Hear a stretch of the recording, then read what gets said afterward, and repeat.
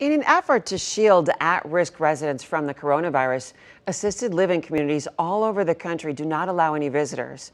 Well, one man here in Omaha says the sadness of not seeing his brother in person is worth it if it means keeping him safe. Newswatch 7 at 9's Emily Tenser has more on how families are adapting to the change. Pat O'Donnell used to see his brother multiple times a week, but right now, delivering necessities is the closest he can get to him. We can't hug right now, but we can hug in a different way. Like many assisted living homes across the metro, Via Christi near 38th in California stopped allowing any visitors to protect their residents. I think we have to be wise to what's going on. This is uncharted territory. Their communication is only over the phone for now, but O'Donnell says his brother is in good hands. He's been doing great, he really has. And I know that because if he wasn't doing great, he'd be calling me 10 or 15 or 20 times a day. Via Christi says sticking to routine helps residents adapt to the changes. But the big thing is just, to keep it as simple as possible and again, trying to keep their life as normal as possible. The home stresses safety is the most important thing, and so is having a good time. We have them doing arts and crafts in their rooms and making sure that they're busy and happy, and that we don't want them stressed out. We want them to kind of enjoy their days. And O'Donnell says knowing his brother is safe makes it easier not seeing him, as he eagerly awaits the day where he can visit him in person. I look forward to the end. I can't wait to see this in the rearview mirror. But right now it's in front of us. So let's kick its booty. That's the attitude. Well, a lot of teachers across the nation are making sure their students know they miss them. In Ashland and Greenwood, teachers paraded down the streets to wave hello and check in. KETV Newswatch 7's Waverly Monroe shows us. Erin Raffi is a preschool teacher at Ashland Greenwood, and she's leading the nearly 60-car lineup of teachers parading to see their students. It's heartbreaking. Yeah. It just is. We have really strong connections with all of them, and we know they miss us, and we miss them. It was all smiles as they passed students and parents. This is all unexpected, and nothing like this has ever happened before, so we just want to know that we want our community to know that we're still here and we support them. Well, at least we get to see them, but we don't get to see them in person, like talk to them. Sophia Mortensen says she misses going to school. A little different because my parents are my teachers and not my teachers. But she understands why she needs to stay home. If my sister gets it, there's a possible chance of her dying since she can't really fight off things that well. Oh, where's my...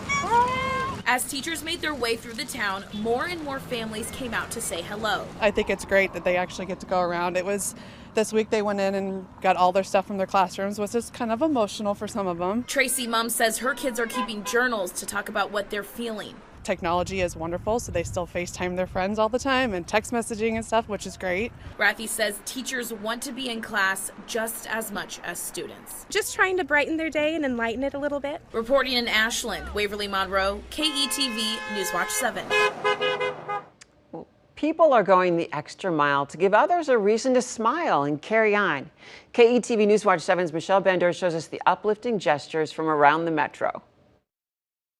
Even though many people are isolated, some are still reaching out and communicating by sending positive messages, like this one.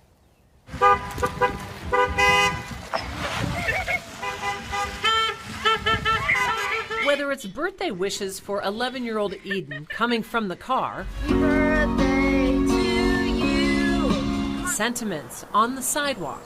That's another wonderful thing to walk by and see those. Or smiley faces on balloons. And if you're walking your babies, they can see a balloon and smile. Omaha is trying to stay positive without testing positive for the coronavirus. Everybody is in a mode of what can we do, This is my what can I do? Just put a little smile on your face. Messages are appearing throughout the metro in neighborhoods. Together, we will see it through. Happy spring. Businesses are putting up signs too. We've got each other. You're a blessing to someone. Some people feel isolated, and just to be able to get out and walk and do something positive, especially for kids, it helps them. Kathy Collins hopes the uplifting gestures lowers the anxiety. Happy. Don't worry, we're going to get through this. And that by spreading positive messages will be contagious in all of the community. Hopefully this gives the neighbors a boost when they look out their door. You know, you look out the window like, well, what can I do? Oh, I can smile. Some neighborhoods are planning to do an Easter egg hunt by placing colorful Easter eggs in their windows for the children to find. In Omaha, Michelle Bandur, KETV News Watch 7. So nice. Okay, these newlyweds, they are left speechless as family and friends celebrate their big day in Neola, Iowa. The coronavirus forced the couple to change their plans, but as they tell KETV News Watch 7's Emily Tenser, the wedding was better than they imagined. Nathan and Allison met at the Neola Volunteer Fire Department, so it only made sense that they rode a fire truck through their surprise parade. The town of Neola, Iowa gets ready to welcome the newlywed couple. While Nathan Anderson and Allison Kennedy have their 10-person wedding at a park nearby, the couple has no idea what's next for their wedding day. It's kind of one big family, you know, so even though their day wasn't quite like the way they had it planned, we're going to make the best of it.